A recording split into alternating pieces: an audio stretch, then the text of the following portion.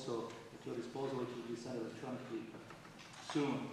Today we have Dr. Mark van Onger in the team. Yesterday, thousands of Syrians crossed into northern Iraq in a sudden, massive movement. UNHCR field officers who were there at the time described waves of people streaming across the recently constructed bridge at Peshkhabour.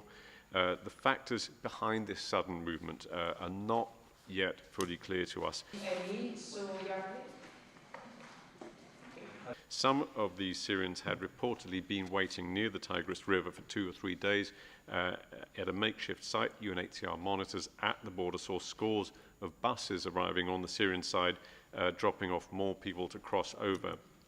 Both the Syrian and Iraqi sides of the frontier at Peshkhabour are normally tightly controlled. The first group of Syrians, about 750 people, crossed in the morning. This was followed by a much larger group of between 5,000 and 7,000 in the afternoon. Most of these people are families, mainly from Aleppo, Afrin, Hasaka and Qamishli. Some families have told us they have relatives residing in northern Iraq. Some are students traveling alone, telling us they'd been studying in northern Iraq and had returned to Syria over the recent Eid holidays. Yesterday appointed Adrian Edwards as the next executive director of IT. As of today, there are 1,916,387 Syrians who have fled the war and registered as refugees or approached for registration. 2/3 of these have arrived this year.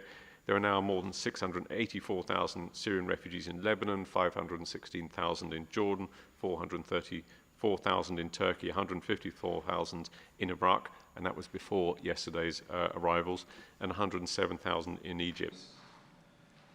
During this time, she also assisted developing countries. We are watching the situation very closely. There are around 80,000 or so registered refugees registered Syrians in Egypt. Informal estimates, I believe these are the government estimates, that it may be even close to, the real figure may be close to 250,000. It is a difficult situation for them at the moment. They, of course, are not alone in having difficulties in Egypt right now. We're looking at the protection needs, trying to do what we can in a current very difficult situation, I think, for everyone. Thank you. Thank you, Jan. Any questions for